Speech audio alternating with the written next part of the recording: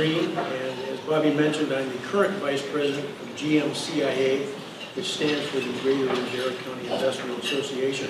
We've asked Bobby Kahn to allow us just 3 minutes, to speak to you about the EDC, which of course has set up this very event.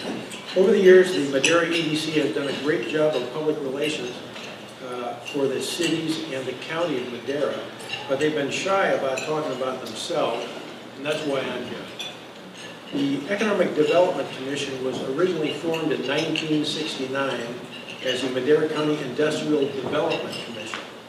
Its name and mandate were later expanded to promote all types of commercial development.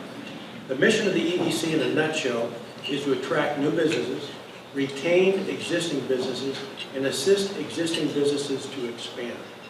Perhaps the most obvious of the EDC's tasks is reaching out to businesses across the world to draw them to Madera County and help provide industrial and commercial site selection, emphasizing that Madera County is the perfect location to take advantage of California's highway and rail network, cost-effective labor, low cost of land, and finally, a fine quality of life.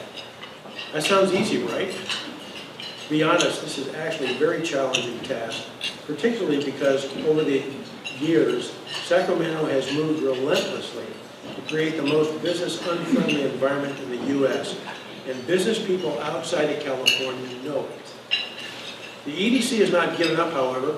They've simply pivoted and put more emphasis into drawing businesses to Madera from other parts of California where operating costs and the challenges of urban life are out of control.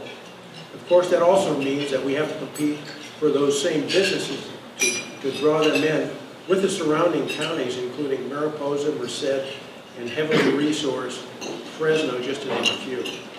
The process of bringing new business and capital to the county does not stop with site selection. There's also the laborious process of getting all the permits from the various local and state agencies completed. And this requirement, the requirements that are levied on our local governments are so extensive that it often takes more than a year to get the businesses open. During this time, the EDC plays a crucial support role in monitoring and moving the project ahead one roadblock at a time, clearing those roadblocks to ensure that businesses don't just give up and leave.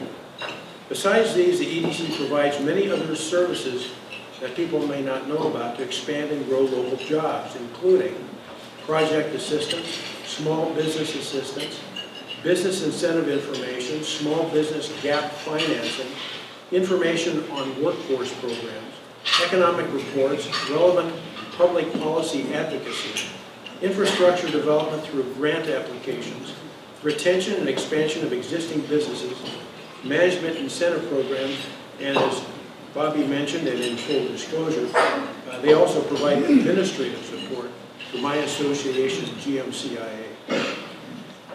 You may be one of those people who already knows a lot about the important role that EDC plays in our community.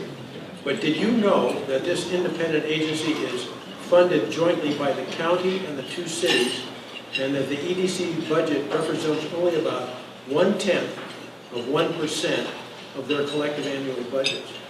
Did you also know that the EDC budget and the staff are smaller than they were in 2005?